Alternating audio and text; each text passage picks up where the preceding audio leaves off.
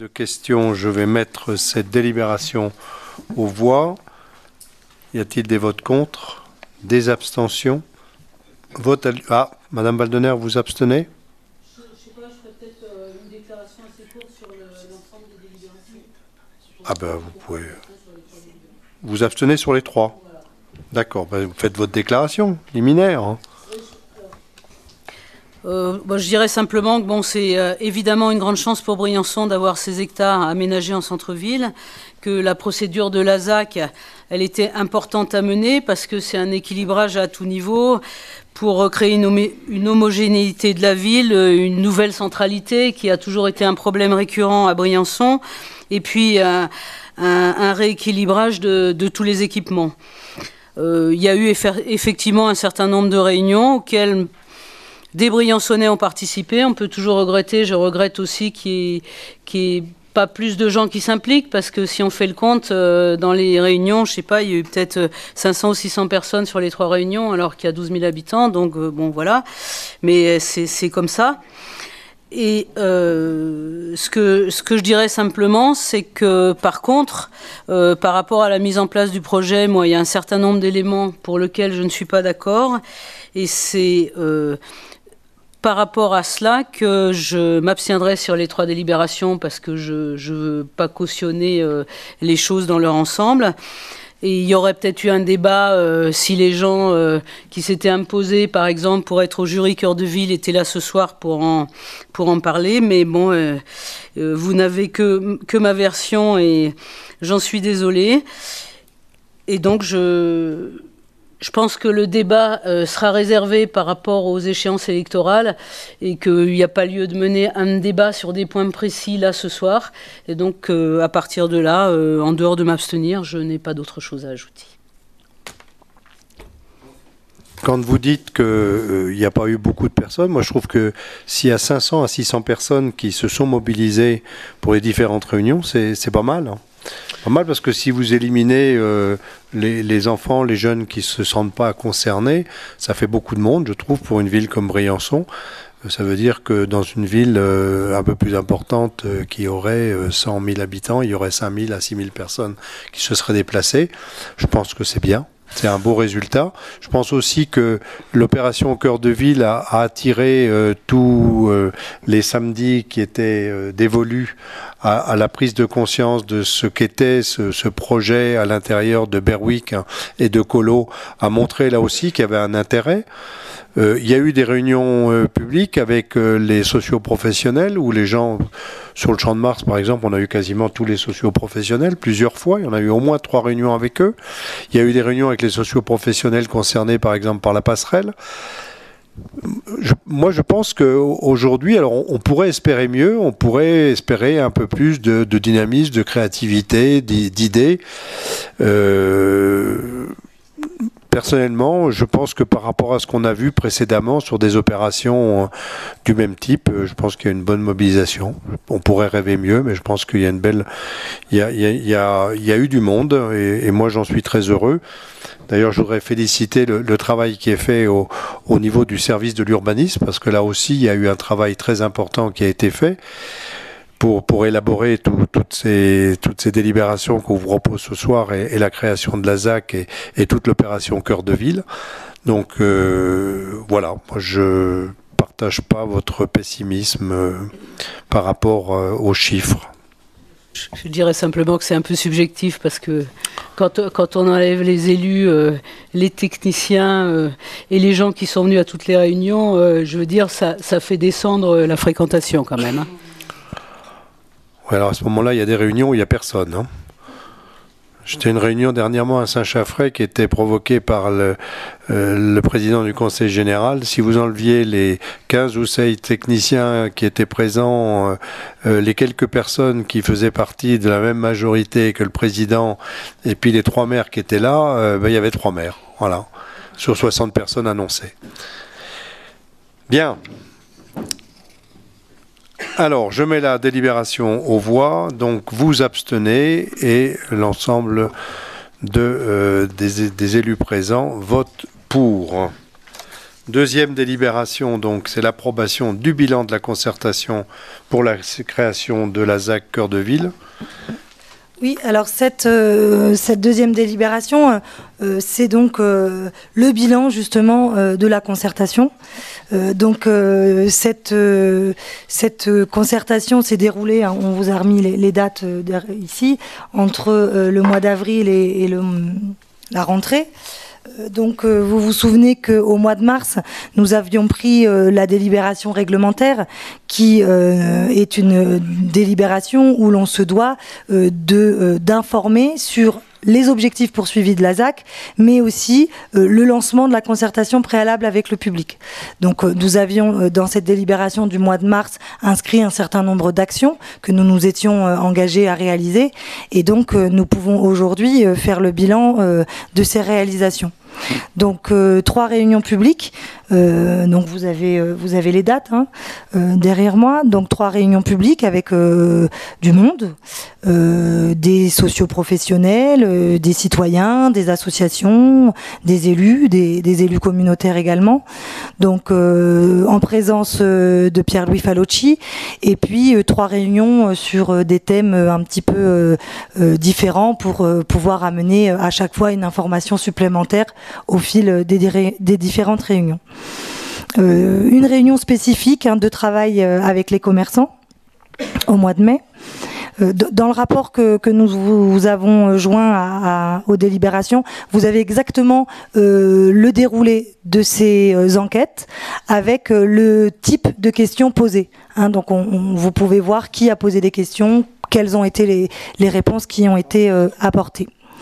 Ensuite, nous avions mis en place la maison du projet urbain dans le quartier de Berwick, où des permanences d'élus tous les samedis pendant plusieurs semaines ont été réalisées.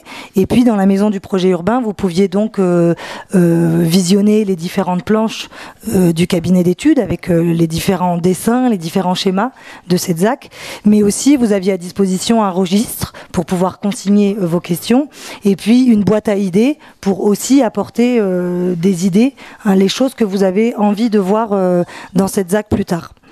Une autre exposition permanente au service de l'urbanisme où donc vous pouviez pendant les heures d'ouverture du service voir les planches, mais aussi poser toutes les questions à Laurence Deslandes qui est ici présente ce soir et qui a été tout au long de la procédure très disponible, très présente, et qui a reçu pas mal de monde, notamment aussi des commerçants avec qui elle allait régulièrement montrer des plans et avec qui il y avait un échange important. Donc là également à l'urbanisme, un registre de mise à disposition du public, et puis une information sur le site web de la commune.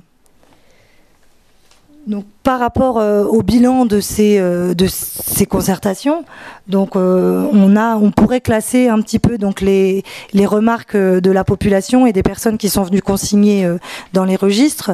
Des observations qu'on a classées en 3 catégories.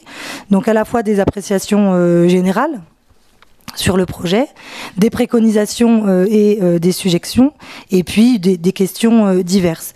Toutes ces observations et tout ce qui a été consigné, nous en avons donc référé à l'équipe de Pierre-Louis Falocci, et nous avons apporté les réponses nécessaires à chaque question.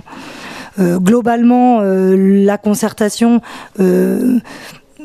met en avant le fait que c'est un projet qui est reçu de façon plutôt positive et avec des remarques plutôt donc favorables. Et donc au regard de ces observations, le projet d'aménagement là aussi ne rencontre pas d'opposition particulière du public. Donc ça c'est vraiment ce qu'on vous demande d'approuver ce soir, c'est cette réglementation qui est réglementaire et qui fait donc l'objet d'une délibération. À côté de ça, on continue à travailler sur le terrain, puisqu'il faut que l'on avance, puisque nous croyons très fortement en ce projet. Nous continuons d'être ambitieux pour ce projet de cœur de ville, et nous travaillons sur le terrain en petits groupes avec l'ensemble des acteurs socioprofessionnels qui nous entourent. Pas plus tard qu'hier, Laurence Deslandes et le cabinet de Pierre-Louis Falocci a convié les promoteurs briançonnais à travailler sur comment on voit demain l'urbanisation de ce secteur, quelle urbanité, avec quel type de construction, quel type de logement, comment commercialiser cela. Dans l'équipe de Falocci, il y a une programmiste qui est Sylvie Besson qui nous accompagne là-dedans. Donc on travaille aussi de façon pas réglementaire, pas informel, donc c'est vrai que ça se quantifie pas, ça ne se voit pas toujours, mais il y a aussi un vrai travail sur le terrain avec l'ensemble des acteurs qui fait notre ville. Voilà un petit peu ce qu'on peut dire sur cette concertation à la fois réglementaire mais aussi plus informelle sur la concertation publique. Merci. Est-ce qu'il y a en dehors du propos liminaire que nous a fait tout à l'heure Madame Waldener, je pense qu'elle maintient sa position puisque vous l'avez annoncé pour les 3 délibérations. Donc je mets la délibération aux voix. Y a-t-il des votes contre? L'abstention 1 et pour le reste à l'unanimité. Je vous remercie. Toujours dans l'urbanisme, on passe là à l'approbation du dossier de création de la ZAC. Mais voilà, c'est là donc la 3e délibération après avoir voté les 2 premières. Donc on est maintenant dans l'approbation du dossier de la ZAC. Donc vous avez vu le rapport de présentation. On peut peut-être passer sur les diapos suivantes, comme ça on reprend donc ensemble dans un rapport d'approbation de dossier de création. Il faut donc approuver le contexte. Donc c'est le rapport de présentation. Ensuite, il faut approuver le périmètre de la ZAC. Donc vous l'avez ici, voilà, il est reparti. Donc voici le périmètre de la ZAC. Donc, sur une partie avec Colo, une partie avec Berwick, c'est ce que vous avez. Et puis, voilà, qui exclut la pointe de Colo, puisque la chaufferie dont nous avons voté au dernier conseil municipal la délégation, donc voilà, est hors périmètre ZAC. Donc là, vous avez le périmètre. Ensuite, il faut approuver la programmation prévisionnelle de ce projet. Donc c'est la diapo suivante.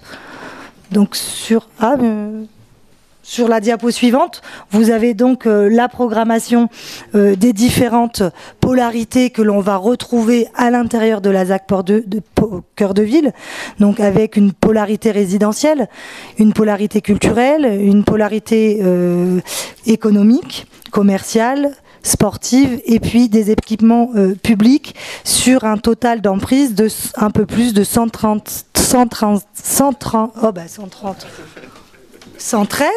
000 mètres carrés. Pardon.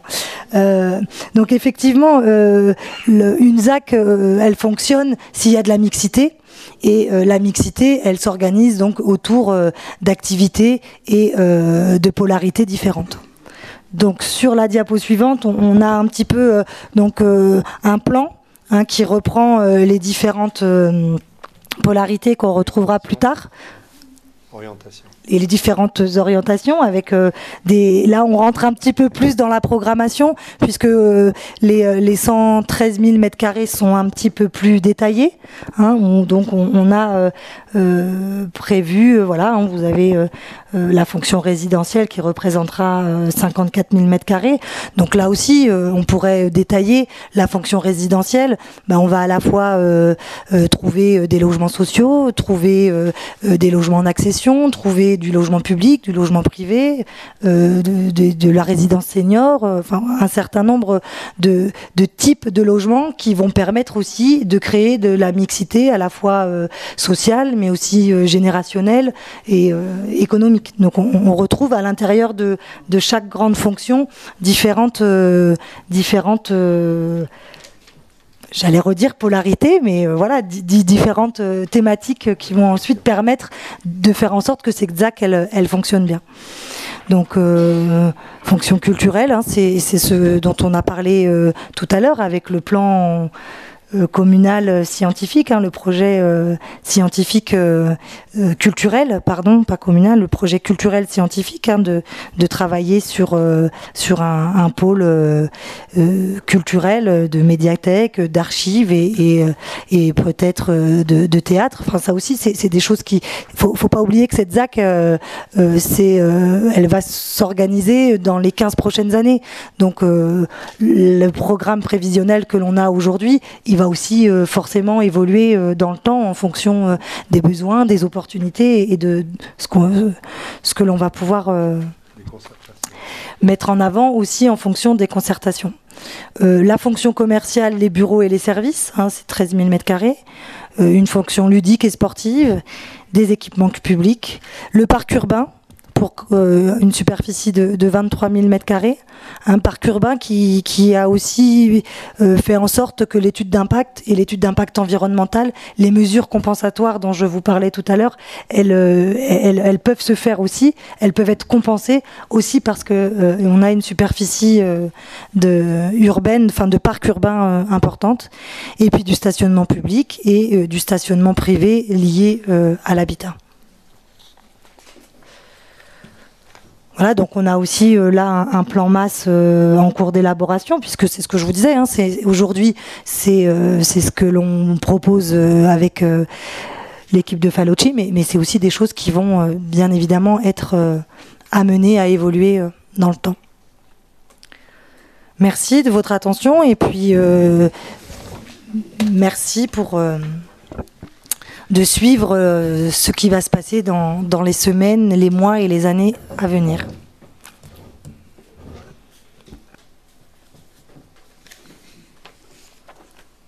Madame Waldener, vous avez d'autres... non, on est toujours dans le... Si. Moi, il me semble quand même que c'est, sans aller dans les détails, je trouve que c'est quand même pharaonique. Je veux dire, c'est un peu la folie des grandeurs, parce que 950 logements... beaucoup de locaux commerciaux. J'espère très franchement que ça arrivera à s'articuler dans le temps parce que créons de l'activité économique pour arriver à pouvoir répondre à cette mise en place. Voilà. Et alors, je ne sais pas si on peut en parler maintenant, mais une des deux questions que j'avais posées dans les questions diverses, c'était de savoir où on en était justement de l'histoire du théâtre.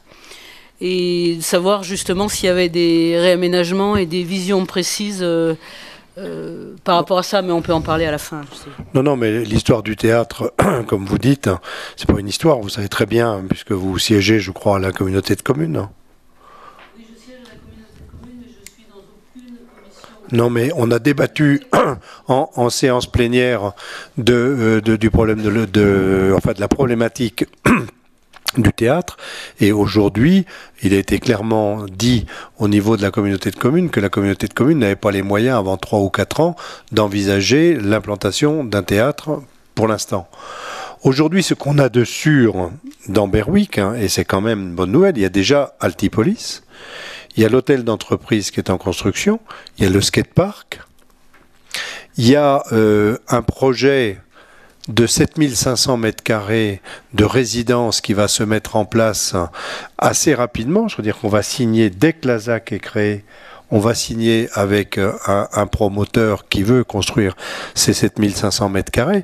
Je veux dire, on est déjà dans une dynamique que moi je trouve fort intéressante et surprenante. Il y a un projet aussi de cinéma, il y a donc des projets multiples et variés qui vont créer des phénomènes d'attractivité. Parce que ce centre qui était un centre mort, qui était un centre, une zone interdite, devient d'un seul coup une zone d'attractivité. On est dans une partie de la ville qui est une partie d'accessibilité facile, pour tout un tas de personnes, aussi bien pour les jeunes couples, les mamans avec des enfants, que des personnes âgées et autres. Je veux dire on découvre la fameuse centralité de cette zone qui fait qu'effectivement il y a une attractivité. Et si demain, comme je le disais tout à l'heure, on signe avec une structure pour créer 7500 m² de chaunes, Hein, donc c'est 7500 m² de chaume, donc de zones de surface hors d'œuvre bâtie. Ça veut dire qu'il y a des gens qui sont intéressés par Briançon. Et ça aussi, c'est une caractéristique de Briançon. Aujourd'hui, vous avez pu remarquer qu'il y a des grues un peu partout. Ces grues, elles ne sont pas là pour nous faire plaisir. Et elles ne sont pas toutes encore en place. Il y a celle, par exemple, de la construction de Ronazur devant l'hôpital, le sera dans quelques mois. Donc aujourd'hui, il y a des choses qui se font, il y a une dynamique. Quand vous dites 980, c'est pharaonique, c'est pas pharaonique, réparti sur 15 ans, c'est à peu près ce qui se fait comme construction dans Briançon, bon an, mal an. Donc s'il y a effectivement la dynamique dont je parle, on peut déjà enlever les 7500 m² dont j'ai parlé tout à l'heure, je crois qu'on peut partir. Il y a un projet aussi d'implantation d'un gymnase, puisque nous avons signé dans le cadre du contrat région conseil communautaire l'installation dans la zone dite sportive de Berwick, la possibilité de construire un gymnase. Nous sommes en pleine négociation actuellement avec la région, avec l'AREA, pour débattre et faire une étude pour mettre en place ce gymnase. Donc moi personnellement, je suis très optimiste, je suis même très étonné de la rapidité avec laquelle déjà cette aimantation s'est créée et que cette attractivité qu'on a su créer. Voilà. Briançon a des atouts que beaucoup d'autres communes peuvent nous envier. On est au carrefour d'une zone, et puis on recèle quand même, et vous le savez aussi bien que moi, tout un tas de facteurs qui sont aussi bien liés au climat, qu'à la géologie, qu'à l'économie, qu'au patrimoine, qu'il soit le patrimoine vauban, qu'il soit le patrimoine religieux, qu'il soit le patrimoine vernaculaire. Je veux dire, aujourd'hui, les possibilités, elles sont nombreuses. Il y a un renouvellement de population, il y a une augmentation régulière de la population.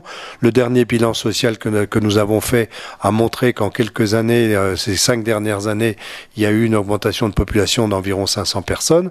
Donc, je veux dire, tout ça sont des éléments qui sont des éléments positifs, qui font que faut pas parler de pharaonique. Moi, je pense qu'on est dans des choses qui sont naturelles à Briançon, qui sont liées à Briançon et qui donnent de l'espoir pour Briançon. Voilà. Donc, sur cette délibération de création de ZAC, est-ce qu'il y a des oppositions? L'abstention est toujours là, Madame Waldener. Oui. Et donc, vote à l'unanimité. Merci. 4e délibération, il s'agit d'un appel à candidature en vue de la cession amiable de 2 lots, voire d'un seul lot, pour les appartements situés au pavillon dit du gouverneur et appartenant au domaine privé de la commune. C'est une structure que nous avons héritée de l'armée et qui aujourd'hui, malheureusement, n'intéresse pas les promoteurs. Et donc, nous allons lancer un appel d'offres et je donne la parole à Aurélie Poyot qui va vous en parler avec plus de détails. Oui, merci. Donc c'est le pavillon du gouverneur qui a été cédé par l'État en 2010. Et donc aujourd'hui, il est vrai que c'est un bâtiment qui est difficilement entretenable, et c'est vrai que c'est un beau bâtiment. Si malheureusement aujourd'hui on n'a pas les moyens de pouvoir l'entretenir comme il faut et de lui donner une vocation, ce serait dommage qu'il se détériore et on a l'exemple de l'ancienne mairie qui n'est plus, enfin qui est aujourd'hui sous-occupé et dont la détérioration est importante. Donc c'est vrai qu'on ne souhaiterait pas que ce bâtiment, ce pavillon du gouverneur se détériore. Donc on est en train de réaliser un cahier des charges pour pouvoir le mettre en vente au travers un appel d'offres. Donc là aussi on mettra en place donc au travers ce cahier des charges une commission qui ensuite permettra de vendre ce pavillon au plus offrant et à celui qui aura le projet qui nous semble le plus en adéquation avec la situation géographique du pavillon dit gouverneur, puisque vous le savez, il est à côté de l'EDSB, hein, c'est la partie à côté de l'EDSB, et donc on est en plein périmètre de sauvegarde et de mise en valeur, et donc il est important que le projet du futur acquéreur soit en adéquation avec le dynamisme de la vieille ville et en accord aussi avec la réglementation du secteur et de l'ABF. Voilà un petit peu ce qu'on peut dire sur cette délibération. Merci.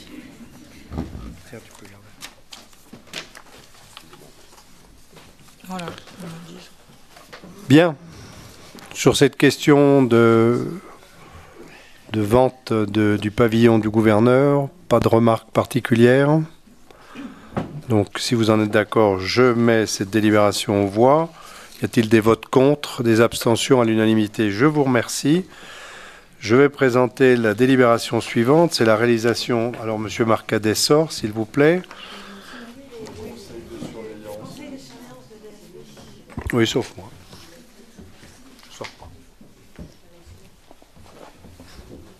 S'il y en a qui veulent attaquer, ils attaqueront. Alors, réalisation d'une microcentrale à Pont-Baldi, agrandissement du périmètre de la concession entre la commune et DSB. Alors, pour faire court et simple, il y a un débit d'eau réservé, normalement, qui est de 66 litres seconde, qui passe avec la nouvelle législation à 220 litres seconde. Et à partir de ce moment-là, si on ne fait rien, ça veut dire qu'on perd une certaine capacité de production électrique, et qui se traduit par une perte de 13 000 € par mois.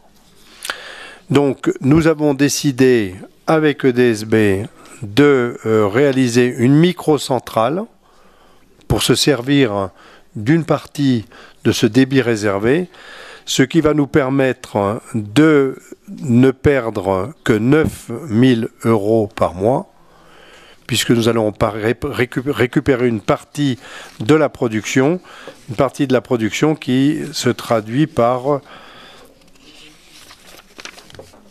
une quantité de 650 000 kWh par an, c'est-à-dire que nous diminuons la perte de 13 000 à 4 000, c'est-à-dire qu'on ne perd plus que 9 000 € par mois.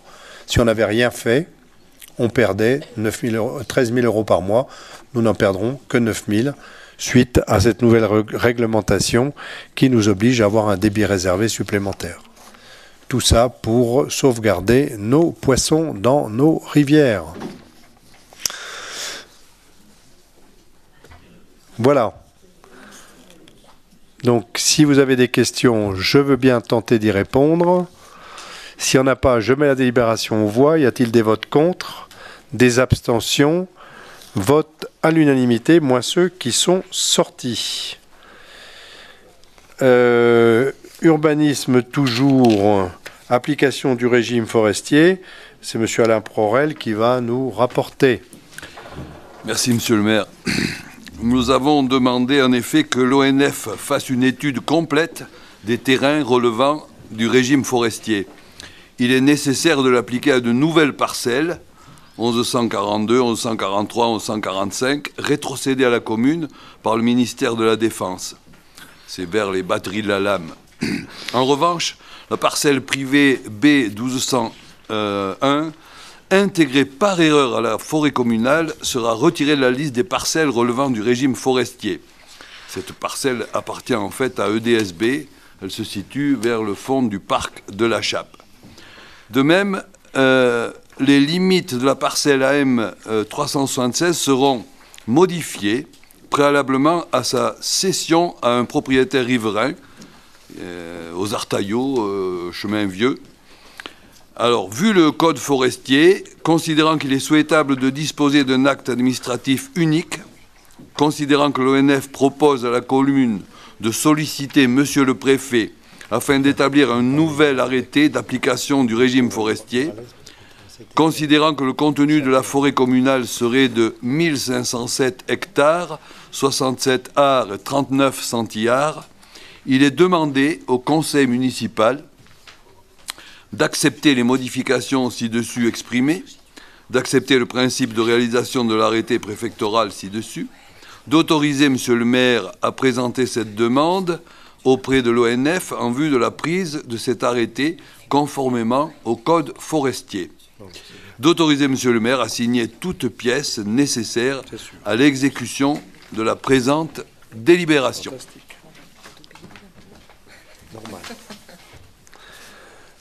Bien, je pense qu'il n'y a pas de remarque particulière, il s'agit d'une régularisation. Donc je mets la délibération en voix. Y a-t-il des votes contre, des abstentions à l'unanimité? Je vous remercie. Monsieur Pétieux va nous parler des secours sur piste. Merci, monsieur le maire. À quelques jours de l'ouverture de la station de ski, je vais vous parler des conditions d'application et les tarifs des secours qui sont joints dans la délibération. Et vous avez en annexe les conventions aussi pour les secours des pistes. Donc voilà, je vous demande d'accepter les conditions d'application et le tarif de secours et d'autoriser monsieur le maire ou en cas d'empêchement un adjoint à signer au nom et pour le compte de la commune toute pièce de nature administrative, technique ou financière nécessaire à l'exécution de la présente délibération. Ça c'est des délibérations annuelles, c'est chaque année à la même époque.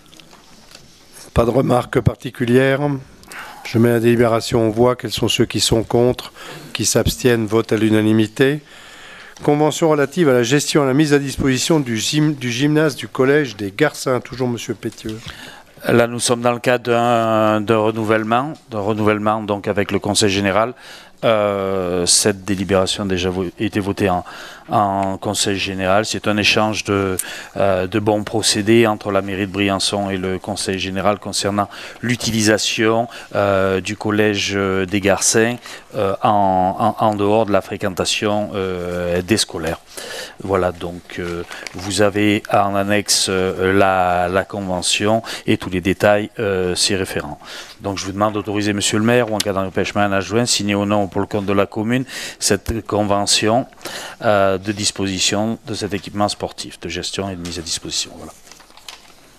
Pas de remarques particulières, pas de questions. Donc je mets la délibération en voix. Quels sont ceux qui sont contre, qui s'abstiennent, votent à l'unanimité? Merci. Dans le cadre des baux et conventions mises à disposition par le Parc national des Écrins, de locaux pour le musée du ski et la maison du parc. Monsieur Pétieux, toujours. Voilà, on est toujours dans le cadre d'un renouvellement de convention qui arrive à terme en décembre 2014. Donc ça concerne l'étage musée du ski qui est pris en charge par la mairie de Briançon. Et on demande au conseil municipal d'accepter les charges et les conditions fixées dans la présente délibération et d'autoriser monsieur le maire, en cas d'empêchement, un adjoint à signer au nom pour le compte de la commune, la convention ci-jointe de mise à disposition et toute pièce de nature administrative, technique ou financière nécessaire à l'exécution de cette présente délibération. Il n'y a pas de remarques particulières. Je mets la délibération aux voix. Y a-t-il des votes contre, des abstentions à l'unanimité? Je vous remercie. Monsieur Pétieux, toujours.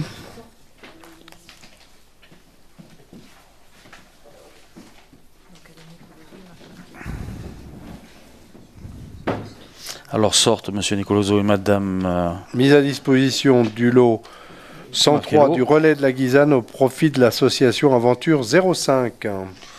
On est encore là dans le cadre d'un renouvellement de convention sous les mêmes termes que précédemment.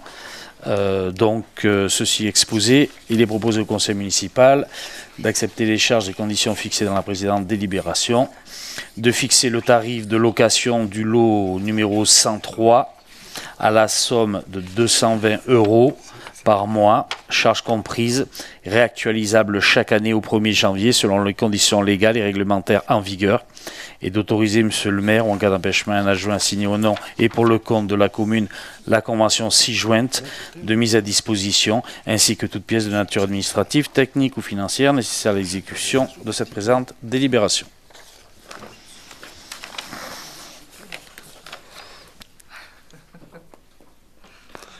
Bien, y a-t-il des remarques particulières? Pas de remarques. Je mets la délibération aux voix. Quels sont ceux qui s'abstiennent, qui votent contre? Il n'y en a pas. Vote à l'unanimité. Donc je vais présenter la mise à disposition de locaux à l'ancienne mairie au profit des syndicats. Donc nous avons des logements vacants, des locaux vacants, pardon, au deuxième étage de l'ancienne mairie, qui pourraient être mis à disposition des syndicats. Il y a des demandes qui ont été formalisées par la FSU, la CGT, la CFDT et FO. Nous pouvons faire la répartition des locaux suivante. Le FSU, c'est la première salle à droite en arrivant. La CGT, la deuxième salle est la plus grande attenante. La CFDT, la troisième, et FO, la quatrième. Il faut une convention d'occupation à titre précaire qui sera établie avec chacun des syndicats et la commune par la présente. Donc, il est proposé au conseil municipal d'accepter les charges et conditions fixées dans la présente délibération et de m'autoriser à signer la convention qui est liée à ce document. Je rappelle que jusqu'à présent, les syndicats étaient dans un bâtiment qui est sur la place d'Armes, que ce bâtiment ne présentait aucun caractère sanitaire, ce qui faisait qu'il n'y avait pas de WC, pas d'eau, et que donc c'était très difficile pour eux de se servir de ces locaux. C'est donc pourquoi nous faisons cette mise à disposition à l'ancienne mairie. Madame Baldener. Bon, j'ai vu dans la convention qu'il s'agissait d'une mise à disposition pour 1 an, donc pour moi ça me semble transitoire et je trouve que c'est souhaitable parce qu'il me semble qu'on peut quand même faire d'autres choses dans ces lieux qui sont hautement touristiques et que la dynamique des syndicats s'intégrera très bien dans la dynamique de Berwick à mon sens. C'est peut-être une proposition ultérieurement, effectivement, avec la maison des associations éventuellement. Enfin, pour l'instant, c'est là qu'ils vont être. Je précise d'ailleurs que presque toutes les surfaces sont occupées, puisqu'aujourd'hui, il y a l'association des anciens du 15-9, il y a le secours, non, il n'y a pas le secours, il y a le souvenir français, et puis il y a les syndicats qui vont intégrer, donc l'ensemble des locaux seront quasiment occupés. Voilà. Ceci étant dit, s'il n'y a pas d'autres remarques, je mets la délibération aux voix. Quels sont ceux qui sont contre, qui s'abstiennent? À l'unanimité, je vous remercie. Finances, maintenant, Madame Petley va nous parler de la mise à jour de la durée d'amortissement des immobilisations. Alors, les immobilisations de la commune, c'est-à-dire les matériels, outillages, véhicules, ont une durée de vie limitée dans le temps. Elles perdent de leur valeur tout au long de leurs années d'utilisation. Pour constater comptablement cet amoindrissement de leur valeur, on utilise l'amortissement pour dépréciation. Cette technique permet d'étaler dans le temps la charge relative au remplacement de ces immobilisations. Le calcul de la dotation d'amortissement annuelle s'effectue en divisant la valeur de l'immobilisation par sa durée d'amortissement. En principe, l'amortissement est linéaire. Pour chaque immobilisation amortissable, une écriture comptable constatant l'amortissement est enregistrée chaque année par opération d'ordre budgétaire. Ainsi, l'amortissement est calculé pour chaque catégorie d'immobilisation. Il est établi un tableau d'amortissement qui sert à déterminer le montant des dotations à inscrire chaque année au budget. Par simplification, l'annuité d'amortissement est arrondie à l'euro inférieur avec régularisation la dernière année. Et il n'est pas fait application du prorata temporis, c'est-à-dire que l'amortissement est calculé à partir du début de l'exercice suivant la mise en service et la dernière annuité court jusqu'au 31 décembre, même lorsque le bien est vendu en cours d'année. Cette manière de procéder permet de calculer des dotations en année pleine pendant toute la durée d'amortissement. Tout plan d'amortissement commencé doit être poursuivi jusqu'en son terme, sauf fin d'utilisation du bien. Les durées d'amortissement des immobilisations sont fixées pour chaque bien ou catégorie de biens par l'Assemblée délibérante de la collectivité. Elles ont déjà été votées par le Conseil municipal de Briançon. Il convient aujourd'hui de regrouper toutes les délibérations votées, mais aussi de simplifier et d'harmoniser les durées d'amortissement appliquées en affectant autant que possible à chaque compte une durée d'amortissement qui lui est propre. Vous avez en pièce jointe un tableau synthétique regroupant les durées d'amortissement. Il vous est donc proposé aujourd'hui d'approuver le barème des durées d'amortissement annexées à cette délibération avec application de la méthode de l'amortissement linéaire sans application de prorata temporis, de décider l'application systématique de ce barème à compter du 1er janvier 2014, de fixer à la somme de 1 000 € le seuil unitaire d'amortissement des immobilisations de faible valeur ou dont la consommation est très rapide, d'autoriser Monsieur le maire à signer toute pièce nécessaire à l'exécution de la présente délibération. Merci Madame Petley. Y a-t-il des questions? Donc s'il n'y a pas de questions, je mets la délibération en voix. Quels sont ceux qui sont contre, qui s'abstiennent, votent à l'unanimité? Nous allons passer maintenant au débat d'orientation budgétaire et c'est Madame Petley qui nous le présente.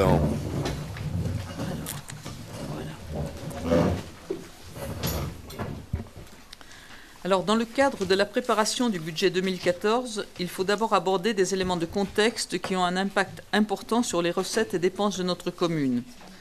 Pour ce qui concerne la conjoncture, la note de l'INSEE d'octobre 2013 prévoit que la reprise se confirmerait en France, avec notamment une croissance plus forte qu'attendue cette année et des perspectives plus favorables pour 2014, même si divers aléas restent encore associés à ce scénario. Les prévisions de croissance des économistes pour 2014 sont ainsi comprises entre 0,5% et 1,3%. Elles sont donc conformes à la prévision de croissance du gouvernement qui est à 0,9%.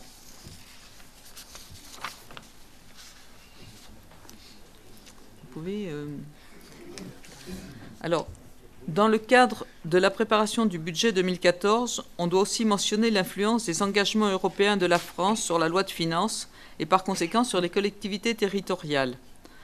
En effet, la trajectoire des finances publiques est définie dans le cadre des traités européens.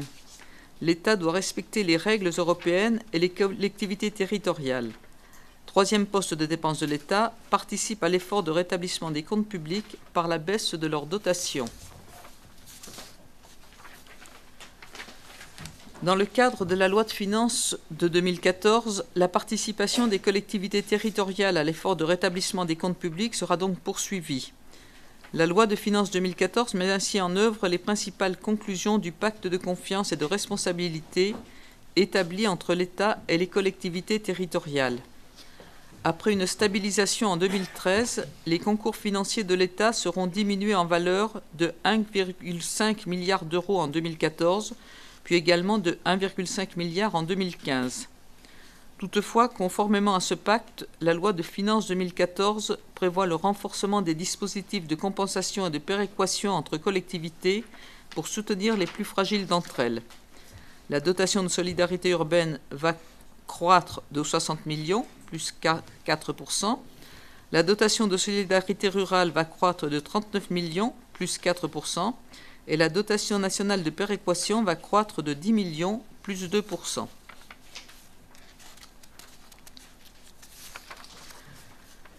Dans le cadre de la préparation du budget, il faut toujours avoir à l'esprit les contraintes fortes issues du passé qui s'imposent à l'exécutif dans toutes ses décisions. Étant donné la très grande fragilité financière de notre commune, les orientations budgétaires 2014 continuent donc à être le reflet d'un compromis entre la nécessité de travailler à améliorer les équilibres financiers et la volonté de poursuivre l'amélioration des équipements publics et des services à la population. Depuis le début de la mandature, la municipalité s'est fixé un objectif majeur en matière budgétaire, c'est la hausse de l'autofinancement, c'est-à-dire de l'épargne brute dégagée en section de fonctionnement par la maîtrise du fonctionnement courant, sans hausse des taux de la taxe d'habitation et des taxes foncières, afin de permettre à la commune d'investir dans l'économie locale tout en poursuivant son indispensable désendettement. On peut affirmer aujourd'hui que la capacité d'investissement de Briançon repose fondamentalement sur sa capacité à dégager une épargne brute la plus élevée possible en section de fonctionnement. L'épargne brute constitue un indicateur central de pilotage financier des budgets locaux dans la mesure où elle permet de contrôler la maîtrise de la section de fonctionnement, c'est-à-dire des dépenses. Elle correspond à la différence entre les recettes et les dépenses de fonctionnement. Cet excédent permet de couvrir en priorité le remboursement de la dette et une partie des investissements. Aussi, dans la poursuite des efforts consentis jusqu'à ce jour, notre objectif 2014 doit donc être de dégager une épargne brute supérieure à celle des exercices précédents. Les orientations budgétaires pour l'exercice 2014 confirment l'engagement de la municipalité de ne pas augmenter les taux d'imposition durant sa mandature. Lors de la discussion du projet de loi de finances pour 2014, les députés ont voté une revalorisation forfaitaire de 0,9% des valeurs locatives servant de base aux impôts directs locaux.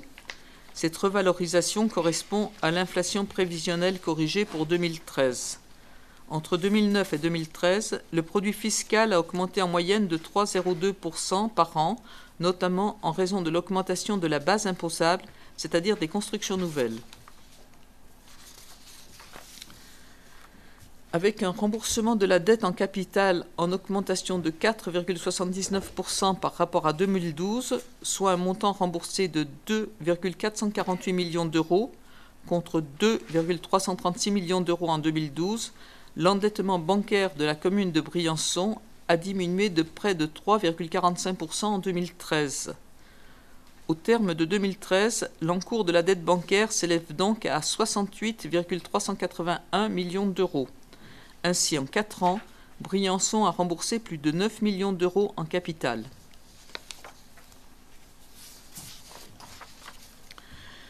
Briançon poursuit donc et accélère même son désendettement puisque la part du capital dans le remboursement de la dette augmente régulièrement chaque année.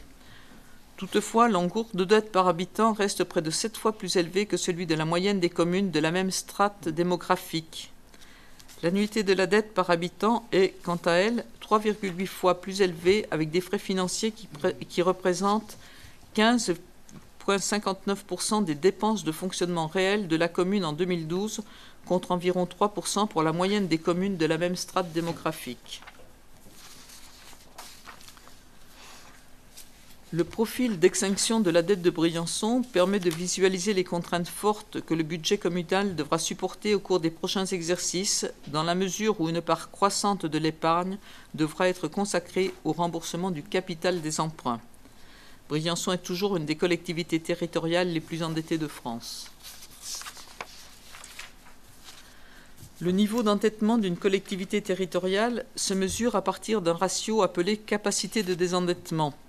Ce ratio permet de répondre à la question suivante.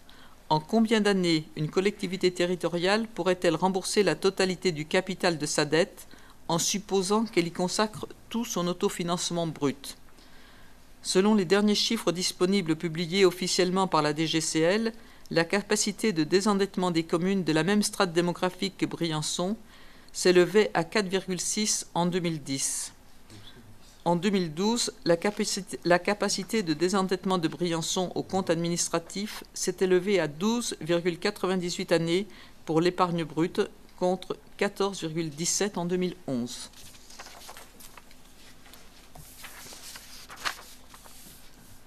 En principe, dans le cadre de la programmation de ces investissements, une collectivité territoriale dispose de 5 sources principales de financement. L'épargne brute, dégagée en section de fonctionnement, les ressources externes, c'est-à-dire principalement les subventions d'investissement attribuées par les différents partenaires, que ce soit l'Europe, l'État, la région, le département, et puis les cessions d'actifs immobiliers et l'emprunt bancaire, et puis la variation du fonds de roulement, c'est-à-dire l'utilisation des résultats antérieurs cumulés. Alors, les sources de financement sont retracées dans ce tableau de financement simplifié. Aujourd'hui, compte tenu de sa situation financière, non seulement la commune de Briançon ne peut pas faire appel à l'emprunt pour financer ses investissements, mais en plus, les frais financiers qu'elle paye chaque année en section de fonctionnement absorbent une grande partie des recettes réelles de fonctionnement, grevant d'autant sa capacité d'autofinancement. Pour investir, Briançon doit donc à la fois maîtriser ses dépenses de fonctionnement afin de dégager un autofinancement suffisant et faire appel à des subventions extérieures. Malgré ces handicaps et après une diminution au cours de l'exercice 2010 en raison de la nécessaire mise à plat de plusieurs dossiers antérieurs non financiers, non financés, l'Aigle Bleu, le quartier Colo et bien d'autres, les dépenses d'équipement sont reparties à la hausse dès l'exercice 2011 pour atteindre plus de 5 millions d'euros en 2012. Ce montant devrait normalement être atteint, voire dépassé en 2013. Dans la continuité des budgets précédents, l'objectif majeur pour 2014 est bien de continuer à améliorer l'épargne brute sans augmenter ses impôts par la maîtrise du fonctionnement courant afin de permettre à la commune de rembourser sa dette et d'autofinancer ses opérations d'investissement dans le cadre d'une politique active d'investissement. En matière d'investissement, l'idée centrale qui anime la commune de Briançon est de faire de son patrimoine naturel et culturel un levier de développement économique durable. Alors, comme cela a été vu précédemment, les taux d'imposition ne seront pas augmentés en 2014, conformément à la décision prise en début de mandat. La loi de finances prévoit une revalorisation forfaitaire de 0,9% des valeurs locatives servant de base aux impôts locaux. Cette revalorisation correspond à l'inflation prévisionnelle corrigée pour 2013. L'attribution de compensation versée par la communauté de communes du Briançonnais restera stable en 2014 à 2 499 847 €. En 2013, la loi de finances prévoit une baisse de 3,3% du montant de la dotation globale de fonctionnement, la DGF. En contrepartie, la dotation de solidarité urbaine va croître de 60 millions, plus 4%, et la dotation nationale de péréquation de 10 millions, plus 2% environ. À ce jour, les règles de calcul particulières des attributions individuelles ne permettent pas de connaître quels seront les montants réellement versés à Briançon en 2014. Les compensations de l'État sont de divers ordres, mais ont toutes le même but: faire prendre en charge par le budget de l'État des décisions ayant une incidence sur les finances locales. Sur les 3 dernières années, elles sont en diminution, moins 1,88 en 2011 par rapport à 2010, moins 3,34 en 2012 par rapport à 2011 et moins 7,57% bien sûr en 2013 par rapport à 2012. L'évolution des allocations compensatrices est toujours difficile à prévoir, mais on peut dès à présent considérer que leur montant sera en baisse substantielle. Alors, la taxe communale sur la consommation finale d'électricité augmentera en 2014 dans la limite de l'évolution de l'indice moyen des prix à la consommation hors tabac, 350 000 € environ. La part communale de la taxe additionnelle aux droits de mutation pourrait se stabiliser en 2014 à 400 000 €, mais il conviendra de rester prudent en raison du caractère en partie exceptionnel de cette recette budgétaire. Le produit de la taxe de séjour devrait s'élever en 2013 et 2014 à environ 120 000 €. La taxe de séjour est une recette affectée qui est intégralement reversée à l'Office de tourisme. Le prélèvement sur le produit des jeux pourrait encore diminuer en 2014, environ 70 000 €. Le versement de transport, instauré par délibération 245-08 en date du 23 décembre 2008 et au taux de 0,35%, est destiné à financer les transports en commun. Il devrait rester stable à 320 000 €. L'équation budgétaire en fonctionnement est très difficile à résoudre dans la mesure où il s'agit de délivrer chaque année à nos concitoyens un service public de qualité, tout en maîtrisant en permanence les dépenses de fonctionnement courant. Or, les dépenses de fonctionnement sont contraintes par le poids des charges de personnel, le GVT, et par les charges liées aux fluides, l'eau, l'électricité, le chauffage. De plus, ces dépenses peuvent être variables d'une année à l'autre selon les conditions climatiques hivernales, frais de déneigement, charges de chauffage. Toutefois, on peut remarquer qu'au cours des dernières années, les dépenses de gestion de Briançon ont augmenté moins vite que l'inflation. 1,04% en 2011, 1,14% en 2012. L'objectif 2014 devra donc être une stabilité des dépenses de gestion hors inflation. En tenant compte des prévisions d'évolution des taux d'intérêt basées sur les anticipations des marchés, la charge de la dette pour le budget principal en 2014 peut être estimée en première approche à 4,984 millions d'euros, 2,539 millions d'euros en remboursement de la part en capital et 2,495 millions d'euros au titre des frais financiers. pour un taux moyen proche de 3,65%. C'est la première année où nous avons un remboursement en capital à peu près identique avec les intérêts. Oui, ça va commencer à s'inverser. Alors, chaque année, de nombreux petits projets, petits par leur montant et non pas par leur importance pour les Briançonnais, sont menés quotidiennement sur l'ensemble du territoire de Briançon et dans tous les quartiers au bénéfice du développement économique et social de la ville. Les principaux investissements de la commune de Briançon, principaux par leur montant, sont quant à eux concentrés sur des programmes pluriannuels. Contrat de redynamisation des sites de défense, convention d'objectifs quadripartite 2012-2014 pour le sauvetage des fortifications de Vauban, contrat de développement entre le Conseil régional PACA et la CCB et projet urbain Cœur de Ville avec le secteur du Prorel et le secteur du Champ de Mars.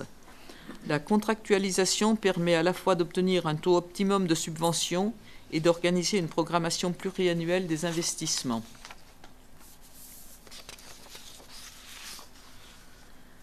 Par avenant numéro 2, la durée de réalisation du contrat de redynamisation des sites de défense a été prorogée pour une durée de 2 années, soit jusqu'au 1er juillet 2014. À ce jour, on peut dire que toutes les opérations du CRSD sont soit réalisées en totalité, soit seront inscrites dans les restes à réaliser pour une fin de réalisation en 2014. Alors, ce tableau synthétique fait ressortir les participations CRSD dans les grandes opérations. Si vous arrivez à le lire, vous verrez que la 3e colonne verticale vous permet d'en connaître le montant pour chaque opération.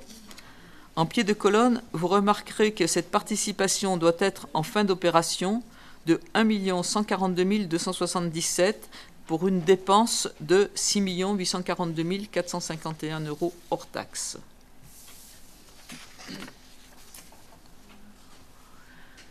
Le but de la Convention de sauvetage des fortifications était d'arriver à programmer une dizaine d'opérations, études et travaux de sauvetage et de conservation, sur la période 2012-2014.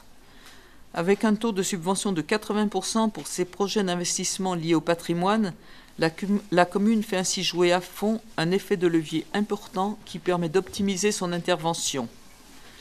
Comme cette convention arrive bientôt à son terme et afin de préparer l'avenir, une réunion technique Briançon-Drac devrait être organisée en janvier 2014 en présence du conservateur régional des monuments historiques afin d'envisager conjointement les tranches de travaux à réaliser dans le cadre d'une future programmation 2015-2017. Cette réunion sera suivie d'une réunion politique regroupant tous les partenaires intéressés, l'État, la région et le département.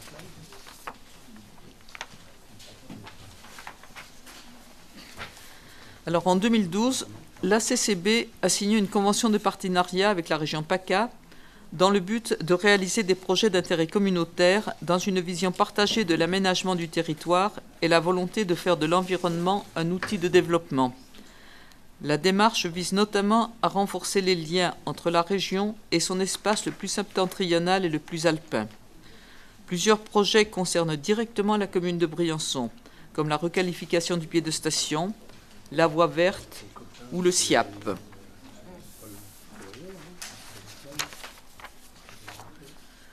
D'abord, on peut rappeler que par délibération du 31 octobre 2012, le conseil municipal a décidé d'attribuer le marché de maîtrise d'œuvre urbaine du projet Cœur de Ville à l'équipe Falocci. Par 3 délibérations du 17 juillet 2013, le marché initial a été adapté par des modifications de délai, de nouvelles tranches conditionnelles et des modifications de programme pour les opérations d'aménagement du secteur du Champ de Mars et du secteur du Prorel. On peut rappeler que tout projet important nécessite une phase préparatoire nécessaire à son lancement.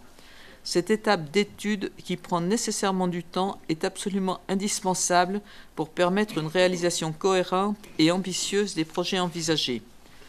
Aujourd'hui, après la réalisation des études indispensables, plusieurs projets sont entrés dans une phase de réalisation. Par exemple, la liaison piétonne reliant le départ du Prorel au quartier Central Park, la restructuration du Champ de Mars, le projet Cœur de Ville avec la création d'une ZAC. Alors, les orientations et projets 2014, c'est d'abord Briançon plus solidaire, avec le projet Ville Santé OMS, l'analyse des besoins sociaux, des actions d'animation autour de la restauration scolaire, la poursuite de la réforme des rythmes scolaires. Mais c'est aussi Briançon plus durable, avec la défense incendie et le développement des réseaux pour les eaux pluviales, les premiers travaux de réalisation de la voie verte, la poursuite des coupes à fougères en régie, les efforts d'adaptation en matière de stationnement. Briançon plus attractive, avec la poursuite de l'amélioration du cadre de vie des Briançonnais, des casiers individuels spécial motard sur le Champ de Mars, des travaux de voirie importants. Briançon plus dynamique, avec l'entrée du projet Cœur de Ville, l'opération de réappropriation touristique du secteur du Champ de Mars, l'opération de requalification du pied de station avec création de la liaison Prorel. Briançon plus culturel, avec la poursuite du développement du Centre d'art contemporain de Briançon, le lancement des commémorations du centenaire de la Grande Guerre, le renouvellement de la Convention Ville d'art et d'histoire. C'est enfin Briançon plus sportive avec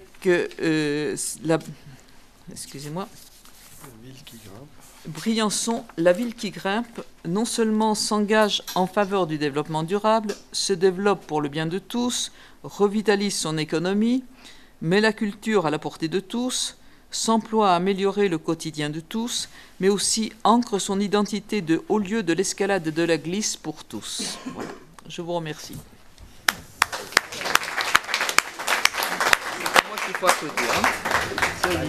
Merci René pour cette excellente présentation et merci aux services qui t'ont accompagné. Voilà. Bravo. Ils ont énormément travaillé là-dessus. Vous savez donc que le débat d'orientation budgétaire est un débat qui n'est pas soumis à vote. Donc si vous avez envie de débattre, de présenter des critiques par rapport à ce qui a été proposé ou des compléments, vous avez la parole. Monsieur Pétieux. Monsieur le maire, ce débat va orienter le budget 2014. Et moi, je suis étonné par l'absence, par le manque d'intérêt porté à la participation à ce débat de nombre de nos collègues conseillers municipaux qui convoitent la ville.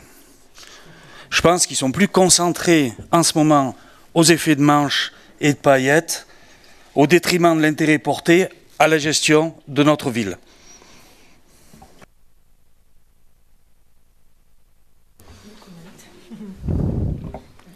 Madame Valdener. Bon, merci Monsieur Pétieux pour ces propos. Je vais faire quelques commentaires par rapport à ce travail et à cette présentation, parce que bien évidemment c'est extrêmement important dans le débat municipal. Bon, je dirais que le débat d'orientation budgétaire, c'est évidemment améliorer les équilibres financiers tout en améliorant les équipements publics et les services à la population.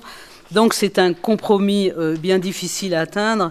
Bon, je dirais qu'il n'y a pas d'annonce fracassante.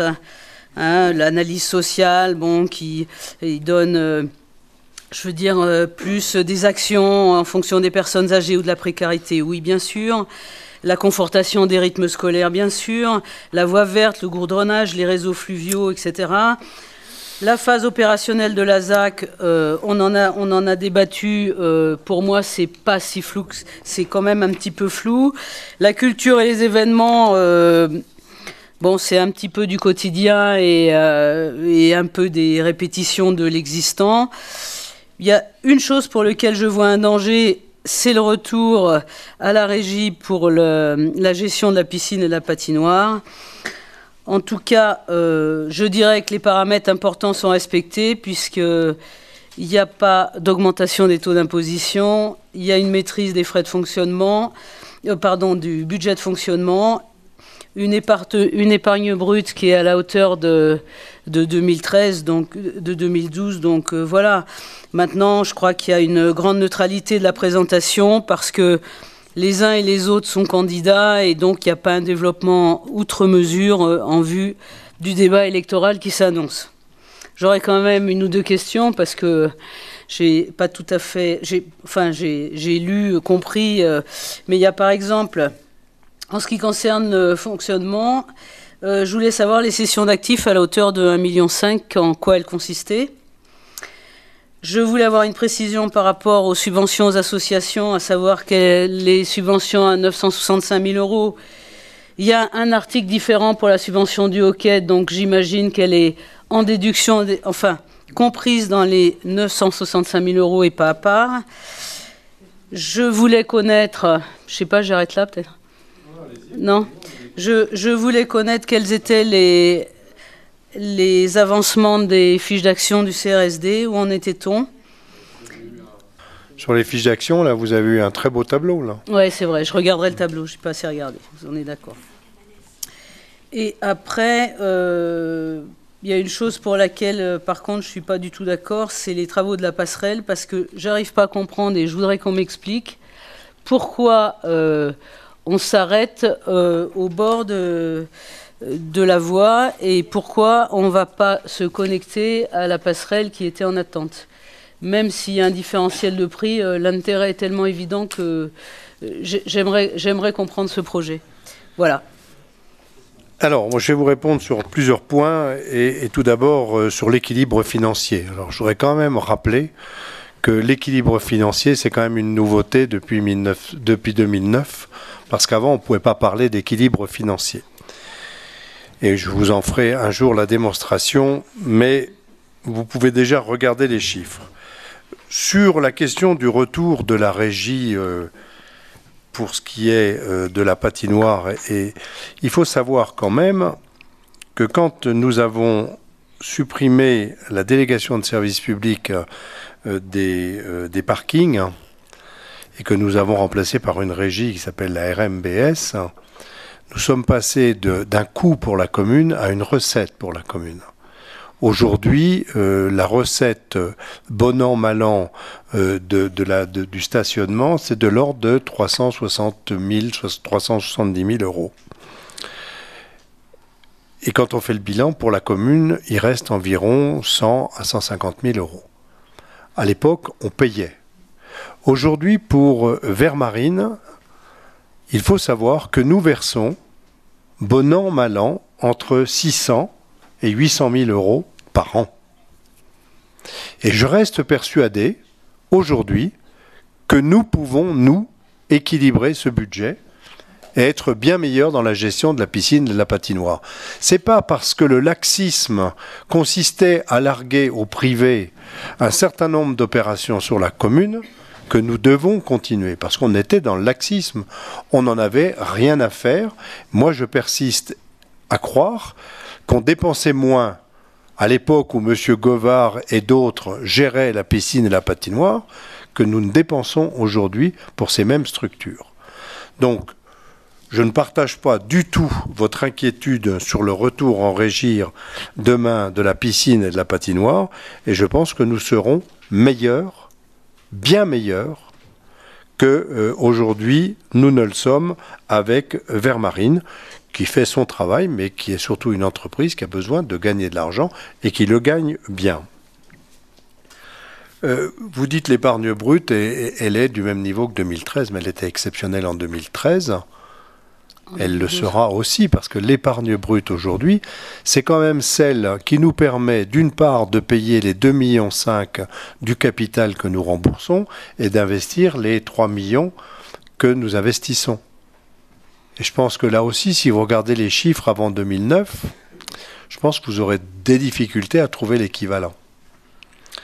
Alors pour ce qui est des 1,5 million dont vous vous demandez ce qu'ils étaient, en 2013, c'est tout simplement la vente du terrain de la DDE, plus le terrain Cabanès, plus la vente de petites choses qui se sont passées et qui ont toutes été présentées en conseil municipal d'ailleurs.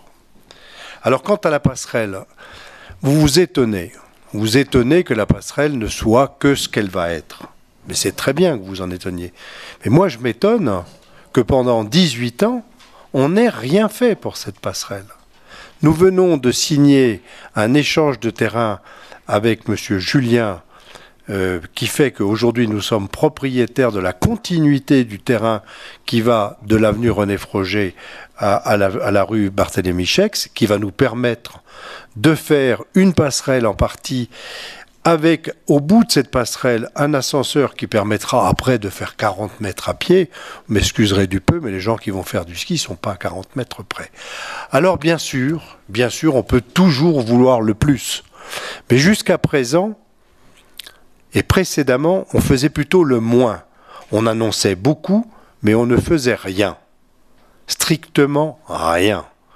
Alors, on va vous faire le bilan de tout ce que nous avons fait durant ces 4 ans et demi de mandat. Et vous verrez qu'on est loin du rien et qu'on est plus proche du beaucoup. Voilà. Donc, ce bilan-là, on le fera. Les Briançonnais jugeront. Moi, je ne vais pas faire dans des artifices de gens qui disent ils n'ont rien fait.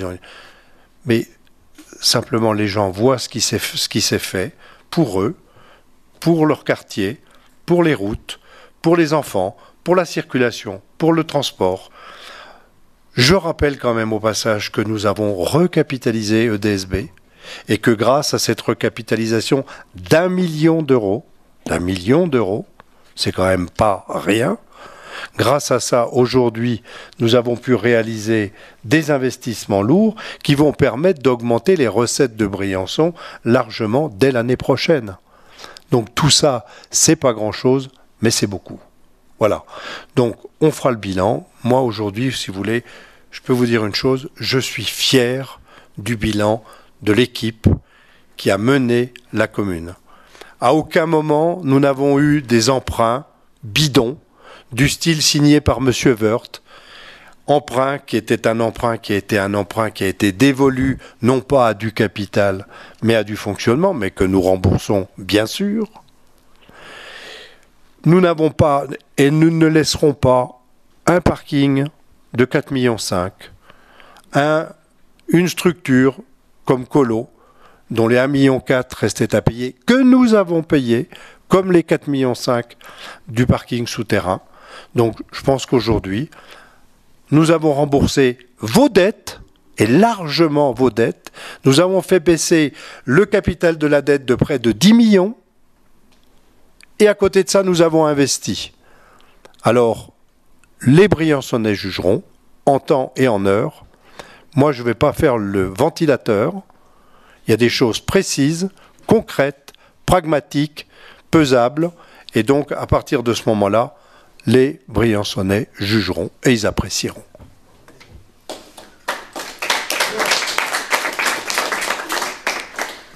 Moi, monsieur le maire, je ne suis pas non plus dans les artifices et je suis dans le concret.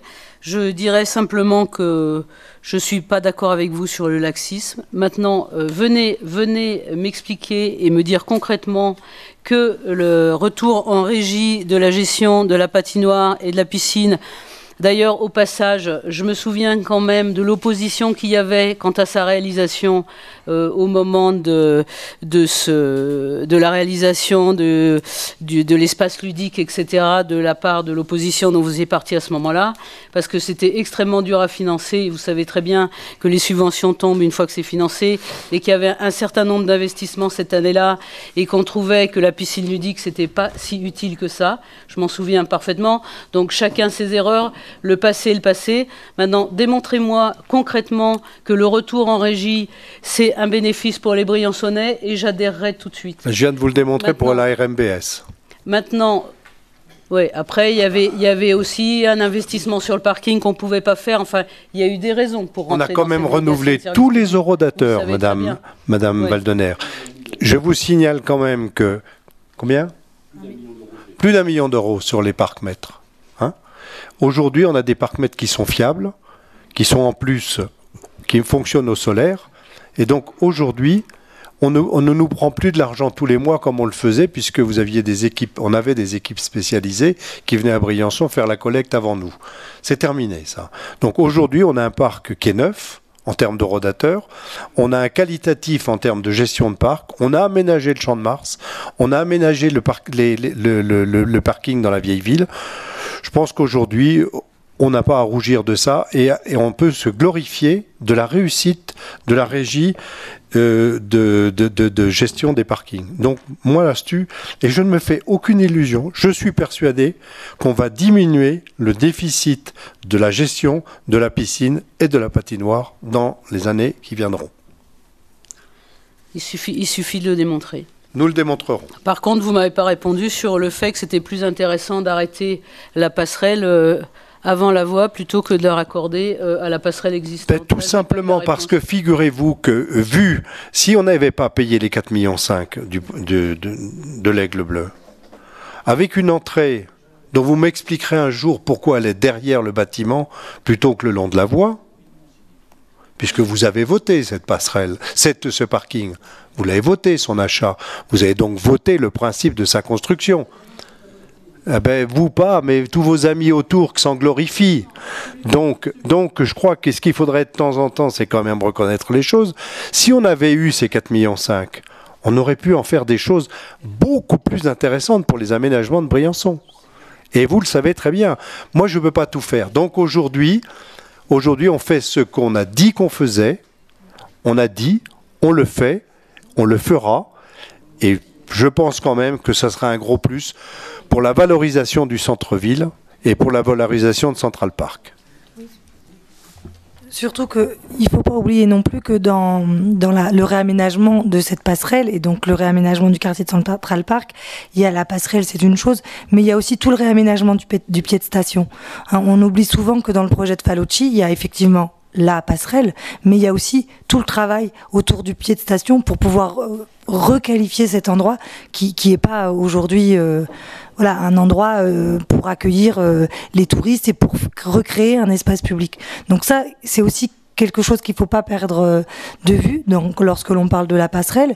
Et puis, ce qu'il faut savoir, c'est que le projet de Falocci permet demain de raccrocher un bout de passerelle entre celle qui va exister et le téléphérique. Imaginez si demain on avait dit on fait directement une passerelle Central Park téléphérique, imaginez seulement ce qu'auraient pu dire les commerçants d'en dessous, les commerçants qui quand on entend ce qu'ils disent ailleurs, je me dis si on avait fait une passerelle directe Central Park téléphérique, à mon avis, c'était la catastrophe. Donc, le fait de pouvoir avoir cette passerelle, requalifier le pied et ne pas obérer dans la suite un éventuel raccordement le jour où les finances le permettront, le jour où les gens seront prêts à le faire, il me semble que c'est de pouvoir phaser ce projet en 2 temps, c'est judicieux et ça nous permet d'avancer. Sinon, on fait rien et puis on reste dans l'immobilisme et on fait rien. Enfin, j'ai le droit de ne pas avoir le même avis, en tout cas, et je pense que justement dans la requalification du pied de station, c'est pas judicieux de procéder de cette façon. Ensuite, comme vous l'avez dit très justement, avec des scies, on peut faire beaucoup de choses. Donc voilà, on présentera peut-être d'autres théories et les Briançonnais peuvent juger d'un projet. Oui, bien sûr. Voilà. Mais il faut aussi juger, par rapport à ce projet, chacun nos idées. Bien sûr, je dis pas, mais par rapport à ce projet, il faut aussi penser à la voie verte. Et la voie verte va arriver sur le pied de la station. Donc il y a toute une réflexion globale, stratégique. On a essayé, je pense, durant ces 4 ans de mandat, à essayer d'avoir une vision pour notre ville qui voyait un peu plus large que l'aménagement au coup par coup.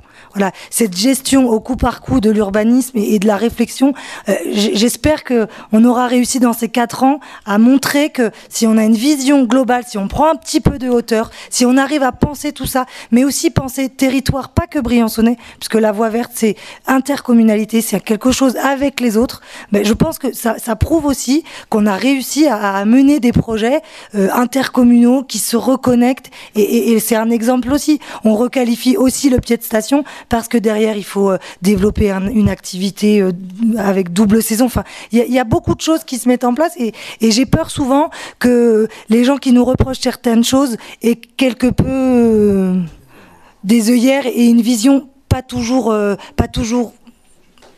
je sais pas quoi dire, pas toujours. Non, mais je dirais que c'est extrêmement simple de critiquer et c'est extrêmement simple aussi de faire la politique de la chaise vide. Maintenant, on peut avoir aussi des visions différentes et des stratégies différentes, très simplement. personne d'avoir des visions différentes. Je peux que regretter l'absence de vos collègues de l'opposition. Mais bon, je veux dire, c'est pas de notre fait, c'est du leur. Ils n'avaient qu'une envie, c'est de partir, puisqu'ils ont tout fait. Et donc, n'ayant rien à dire, ils ont préféré faire un coup d'éclat. Comme ça, ils auront peut-être un petit passage dans les journaux, à la télé, pour avoir rien à dire. Comme ça, n'ayant rien à dire, ils auront comblé l'espace. Voilà. La nature ayant horreur du vide. Bien. Donc, le débat d'orientation budgétaire a été fait. Il n'y a pas de vote. Je vais demander maintenant à Madame Petelet de nous parler des avances sur subventions municipales au CCAS. Non, tu t'en vas. Vas-y. Allez. Alors, dans l'attente du vote des subventions municipales au budget primitif, et afin d'assurer le bon fonctionnement du Centre communal d'action sociale au cours du premier trimestre 2014, c'est-à-dire pour permettre la couverture des charges, notamment celles relatives à la rémunération des agents, il est proposé au conseil municipal d'attribuer une avance sur subvention d'un montant de 75 000 €. Cette avance sera imputée sur les crédits de l'exercice 2014 et versée en tant que besoin. Le montant de l'avance au CCAS de Briançon sera automatiquement intégré au budget 2014 au compte 657 362. Cette somme constitue un plafond de versement dans l'attente de l'adoption du budget primitif et du vote du montant définitif de la subvention attribuée en 2014.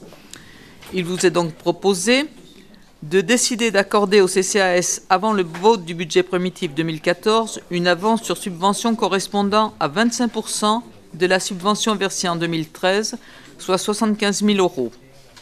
D'autoriser Monsieur le maire à signer toute pièce nécessaire à l'exécution de la présente délibération. Donc les membres du CCAS se sont sortis, le maire aussi, donc... Avez-vous des questions relatives à cette délibération, des questions, des interrogations? Donc je mets cette délibération aux voix. Celles et ceux qui sont pour. Ah bah qui sont pour. Celles et ceux qui sont pour. Ah bah. Celles et ceux qui s'abstiennent. Qui sont contre. Je pense que Madame Valdener. Pardon, parce que j'ai dit celles et ceux qui sont pour au début pour pouvoir voter. Donc, quelle est votre position, Madame Valdener? C'est pour l'avance sur le budget au CCAS. Vous êtes pour? Alors, merci. Vote à l'unanimité. Merci. Vous pouvez rappeler nos camarades. Prochaine fois, je ferai comme le maire. Celles et ceux qui sont contre, ce sera plus simple.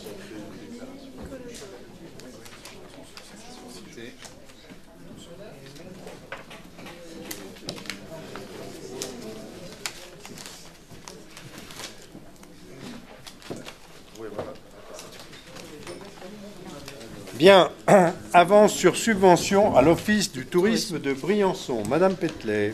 Alors, comme pour le CCAS, il est nécessaire d'attribuer à l'Office de tourisme une avance sur subvention d'un montant de 243 250 €.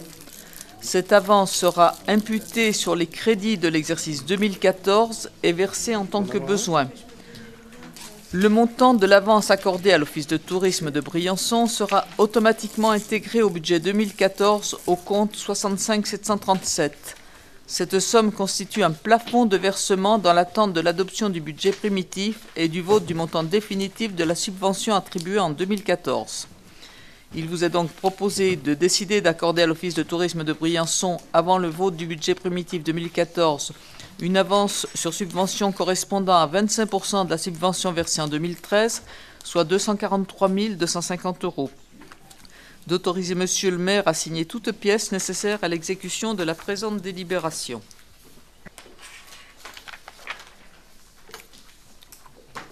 Pas de questions?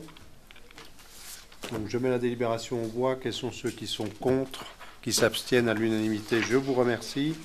Monsieur Jalad, vous allez nous parler de l'approbation du règlement des congés annuels de la ville de Briançon. Merci, monsieur le maire. Moi, après les grandes envolées là, concernant l'urbain et le budget, je vais quand même revenir à des choses un peu plus terre à terre. Alors après le cimetière et la cantine, n'est-ce pas, Je vais vous parler maintenant des règlements du compte épargne et règlement des congés annuels. Donc, cela méritait d'être dépoussiéré et ça a été fait. Il y a eu un gros travail qui a été fait et les deux règlements ont été admis de toute façon en CTP. Donc, le règlement, en ce qui concerne le congé annuel de la ville de Briançon. Le groupe de travail a appris et modifié les règlements des congés annuels validés en décembre 2010. On avait déjà travaillé là-dessus en 2010 quand on est arrivé. Et donc on a repris tout et on l'a rendu un peu plus accessible à tout le monde. Donc les CTP étant d'accord là-dessus, il est proposé au conseil municipal d'adopter le nouveau règlement des congés annexé en pièces jointes et d'autoriser monsieur le maire ou en cas d'empêchement un adjoint à signer au nom et pour le compte de la commune.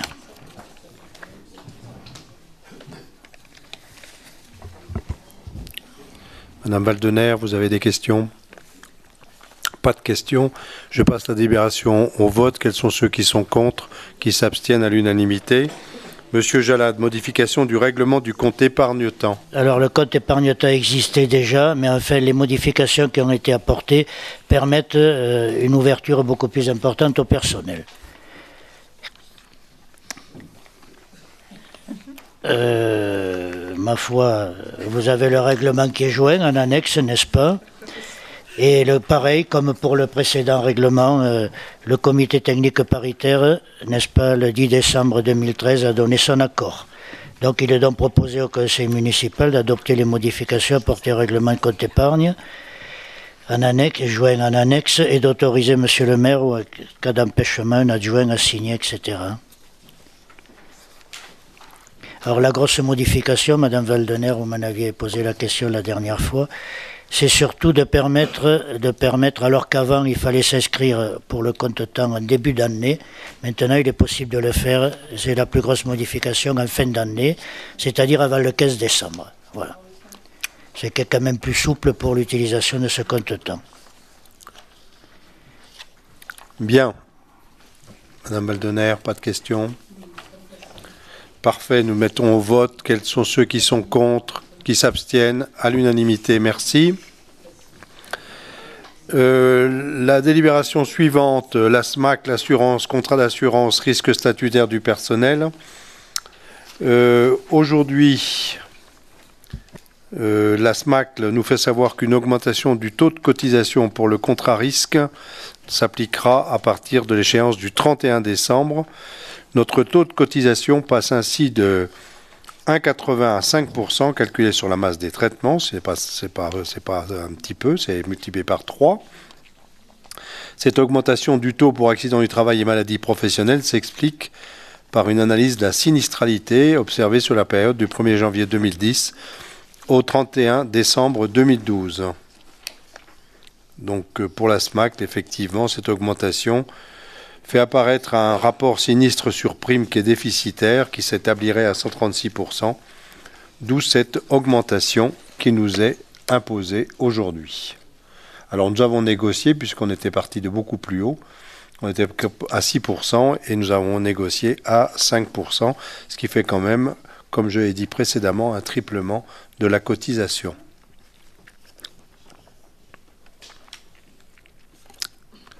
Y a-t-il des remarques ? Non, aucune. Donc je mets la délibération en voie. Y a-t-il des votes contre, des abstentions ? Donc à l'unanimité. Toujours dans le personnel, mise à disposition de personnel ville au centre des monuments nationaux. Donc il s'agit, lors de cette délibération, de mettre à disposition Madame Isabelle Fouillois-Julien auprès des centres de monuments nationaux afin d'assurer les fonctions d'administrateur de la place forte de Mont-Dauphin. En effet, la personne qui occupait ce poste est partie et le Centre des Monuments Nationaux a sollicité la ville de Briançon pour que Isabelle Fouillois soit mise à disposition.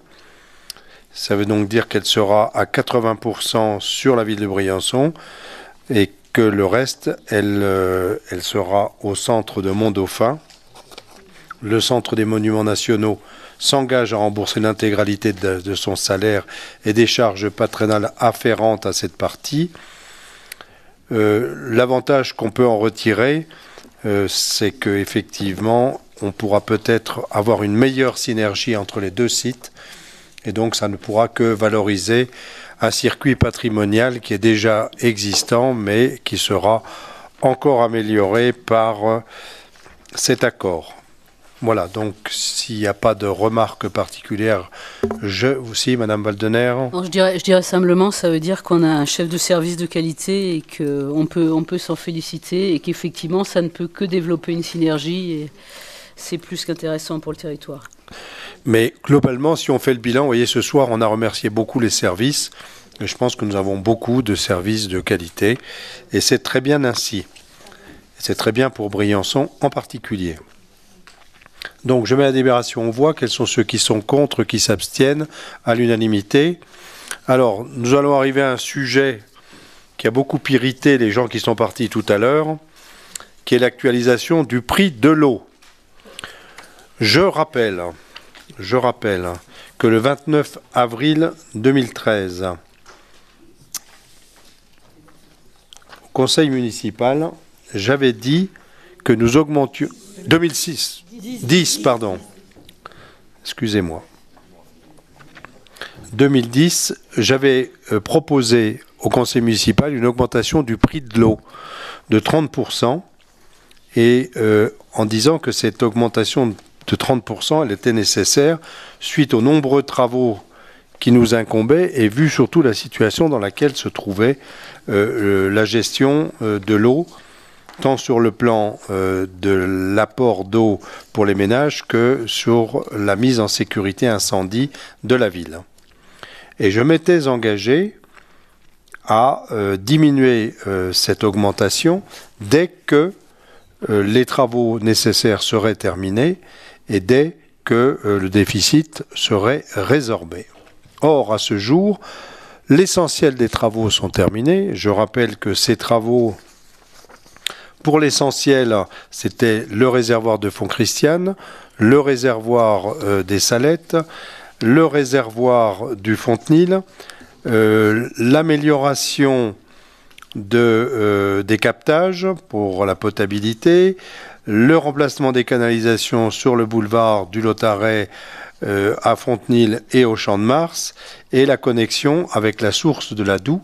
Source de la Doue, comme son nom l'indique, a une qualité exceptionnelle par rapport à la source de la Draille, et que nous avons mis au point un système qui permet de privilégier l'apport de la source de la Doue pour justement tamponner l'eau que nous avons, qui est une eau très dure, très riche en calcaire, et qui nous pose un certain nombre de problèmes. Et en plus riche en sulfate, ce qui fait qu'à certaines périodes, elle a des effets laxatifs qui sont intéressants pour certaines personnes, mais pas pour toutes. Donc, nous nous étions engagés à baisser le prix de l'eau, et le moment est venu, effectivement, de baisser la part consommation. Parce que je précise, et j'ai l'impression que certains candidats n'ont pas tout compris, le prix de l'eau qui avait été augmenté, c'était uniquement la part sur la consommation d'eau. Pas sur des choses que nous ne pouvions pas faire, mais sur la consommation.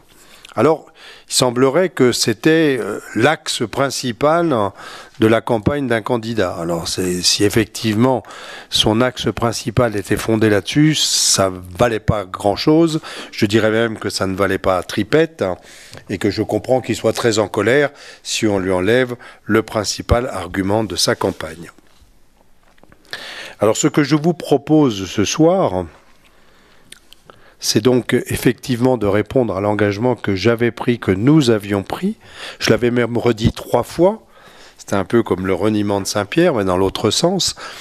3 fois de suite, puisque M. Roubaud m'avait demandé en disant qu'il disait « J'ose espérer que l'enregistrement ne tombera pas en panne », puisque j'avais promis effectivement, pour rappeler que vous vous êtes engagé à revenir à un prix plus normal de l'eau dans l'avenir quand vous aurez assaini. Donc, M. Roubaud me mettait en demeure de tenir ma parole, et je regrette que ce soir il soit parti aussi vite, parce que j'aurais pu lui faire la démonstration qu'effectivement je tenais ma parole. qu'en général, ce que je promets, je le tiens une fois que les choses sont réalisées.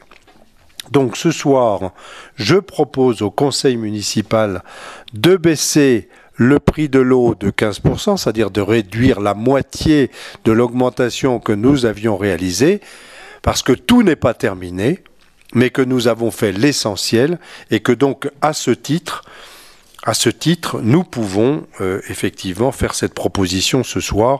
Ça n'est pas du tout démagogique, c'était prévu de longue date. Alors, donc j'applique pas le programme du monsieur en question. Je regrette simplement que lui, par contre, ait des slogans qui s'apparentent à des choses assez tristounettes. Quand il dit le 23 et 30 mars prochain, préférez l'original à la copie, ça me rappelle étrangement des propos d'un monsieur Le Pen. Quand dans un rassemblement qu'il a créé avec certains de ses camarades, il crée aujourd'hui un rassemblement bleu lavande, ça me rappelle étrangement un rassemblement bleu marine.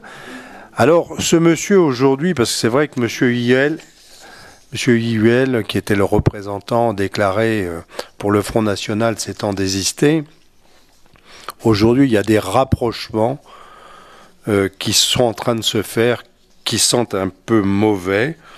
Et donc, l'original à la copie, je pense que l'original, on va le laisser. Et puis, le rassemblement bleu lavande, on va éviter qu'il ne se mélange avec le rassemblement bleu marine, ce qu'il a tendance à vouloir faire.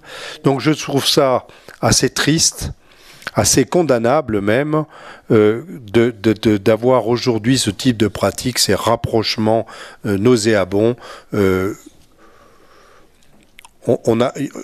pensais que l'UMP avait une vocation gaulliste qui lui était restée.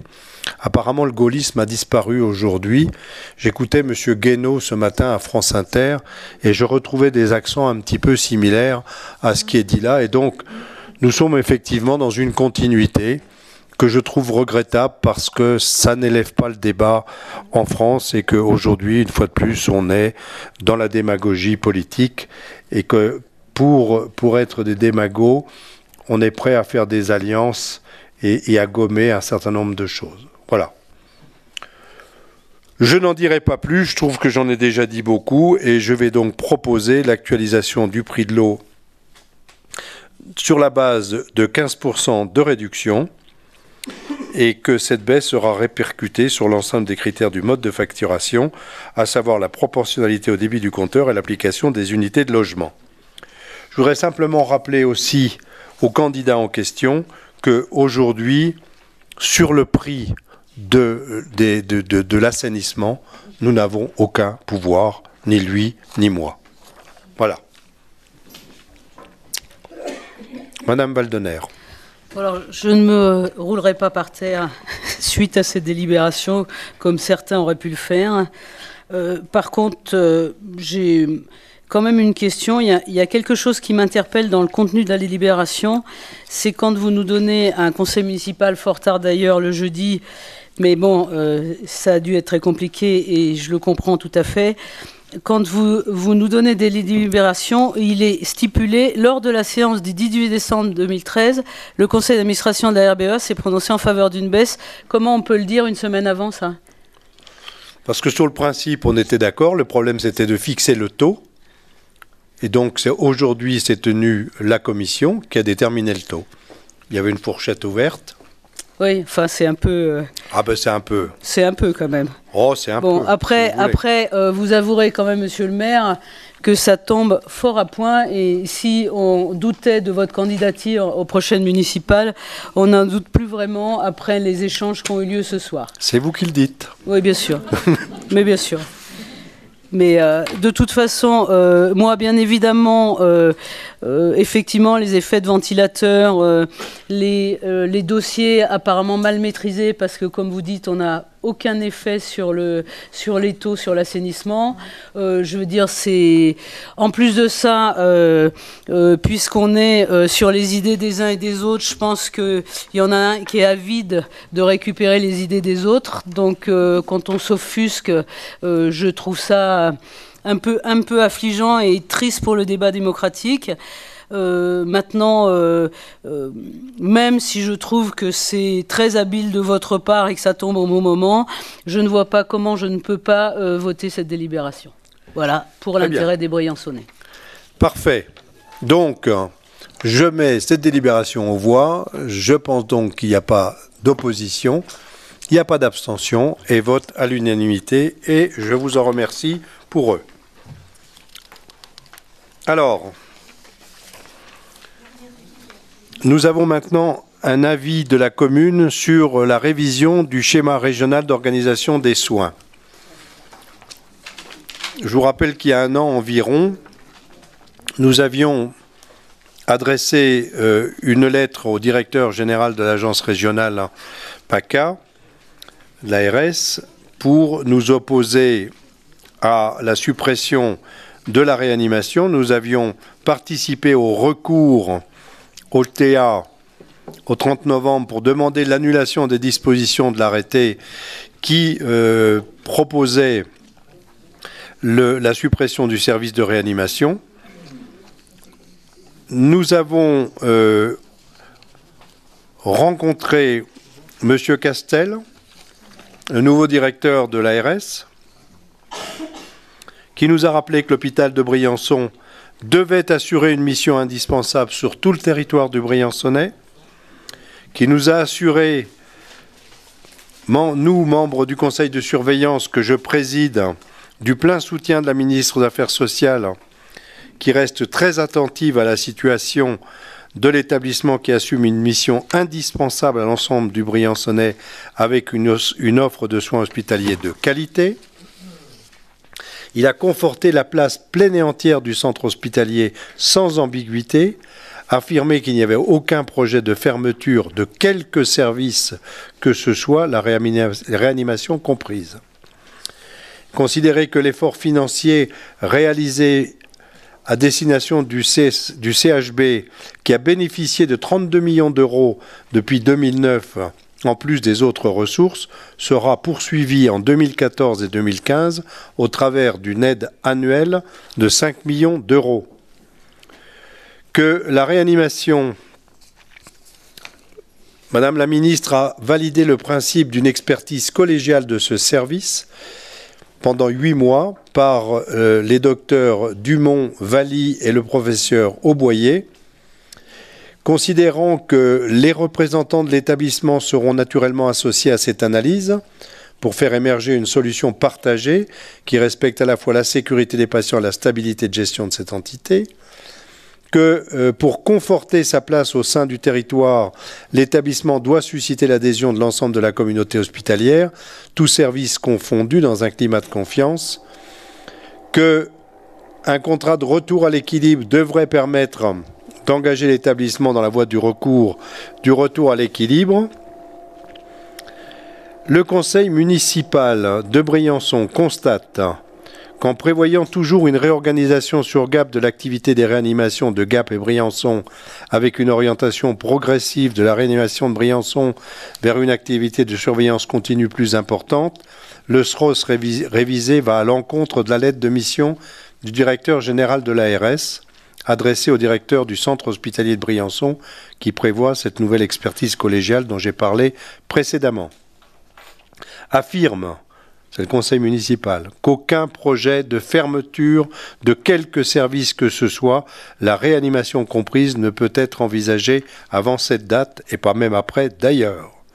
Rappelle que c'est la sécurité et la qualité de la prise en charge des patients qui doit compter et prévaloir, d'autant que la population du territoire de santé du Briançonnais passe de 35 000 habitants à 150 000 en période de vacances. assure que le site de réanimation à Briançon est indispensable, eu égard à l'isolement géographique du territoire, aux moyens de transport sanitaire existants, aux conditions météorologiques hivernales et à l'ouverture sur l'Italie qui concerne une patientèle de 30 à 50 000 personnes. Souhaite, comme le prévoit d'ailleurs l'IGAS dans son rapport, qu'un partenariat renforcé avec l'Italie soit développé dans le respect de la conformité juridique et des accords financiers entre la CNAM et son homologue italienne. Rappelle que la position de cet établissement, éloigné des autres centres hospitaliers du département, en fait un élément incontournable de l'offre de soins dans la région et que le maintien d'établissements de proximité de plein exercice dans des territoires isolés est une nécessité absolue afin de répondre aux besoins de la population permanente et touristique et de sécuriser ceux qui vivent ou viennent vivre à Briançon. Nous réaffirmons que la situation haute montagne spécifique du Briançonnais nécessite l'organisation sanitaire et médico-sociale, que cette organisation fasse l'objet d'une adaptation à des caractéristiques marquées par un certain isolement et par les difficultés d'accès aux soins pour les habitants de cette région. Pour toutes ces raisons, le conseil municipal de Briançon réaffirme sa totale opposition à un éventuel regroupement des services de réanimation des centres hospitaliers de Briançon et Gap et demande le maintien de la réanimation à Briançon. Voilà aujourd'hui l'avis que je vous demande d'approuver et qui sera envoyé dans le cadre du SROS avant le 22 décembre, de manière à ce que ceci soit pris en compte. La communauté de communes a exprimé une position équivalente la semaine dernière. Un certain nombre d'autres communes du Briançonnais en ont fait de même. Le Conseil général a voté il y a 10 jours, 15 jours maintenant, une délibération dans le même sens. Donc j'espère que nous serons entendus et respectés dans notre désir de maintenir le service de réanimation à l'hôpital de Briançon.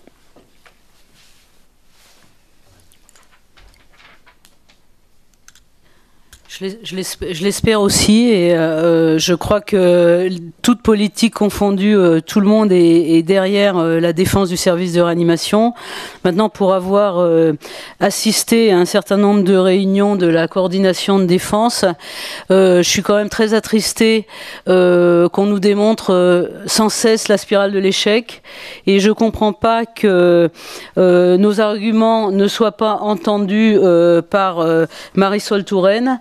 Parce que je crois qu'il y a une problématique extrêmement différente entre les Hautes-Alpes du Nord et dans le département des Hautes-Alpes, la problématique du nord du département est bien différente de la problématique du sud du département. Et quand j'entends dans ces réunions qu'il y a quand même quelque part un mépris de l'humain, je trouve que peut-être pour être entendu, il faut arriver à développer un certain nombre d'arguments administratifs. Et on se demandait, on avait fait un communiqué de presse avec Romain Grisca là-dessus, en se demandant si c'était pas intelligent de déterminer deux zones, les Hautes-Alpes du Nord, les Hautes-Alpes du Sud, par rapport à une problématique qui est complètement différente. Je ne vais pas répéter, ça a été développé, l'argumentation est développée par rapport à la saisonnalité, le contexte de montagne, etc., etc. Parce que c'est quand même incroyable qu'on assimile la problématique à des lieux qui sont totalement différents du nôtre.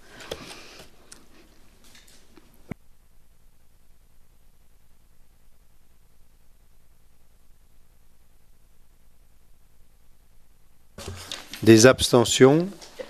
Vote à l'unanimité. Alors, je vais vous présenter la délibération. Non, il y a la délibération que j'ai présentée tout à l'heure. Je vous ai demandé de pouvoir mettre sur la table, qui est la nomination de deux délégués titulaires au nouveau syndicat de Serre Chevalier-Vallée. Donc, je vous propose la nomination de moi-même et de M. Pétieux en tant que délégué titulaire du syndicat à vocation multiple Serre Chevalier-Vallée. Donc je rappelle que ce syndicat a été créé pour faire fusionner 3 syndicats existants, le CIGED, le SIVM, le SIVM et le CIVU, Briançon. Voilà. Et que nous ne sommes pas d'accord sur les propositions et l'arrêté qu'a pris le préfet, M. Castana dans un premier temps, confirmé par M. Bénard dans un deuxième temps, mais que M. Bénard, par un courrier qu'il nous a envoyé récemment, accepte de reporter l'application de cet arrêté, mais demande la nomination de 2 délégués par commune. Donc ça veut dire qu'il y aura, il y a 6 communes qui font partie de cette nouvelle structure.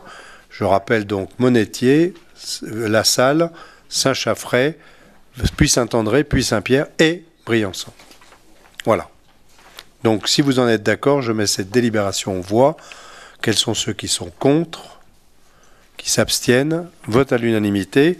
Donc, maintenant, nous allons présenter 2 motions qui vous ont été distribuées en temps et en heure. La première qui concerne la défense de la desserte ferroviaire du Briançonnais. Donc, le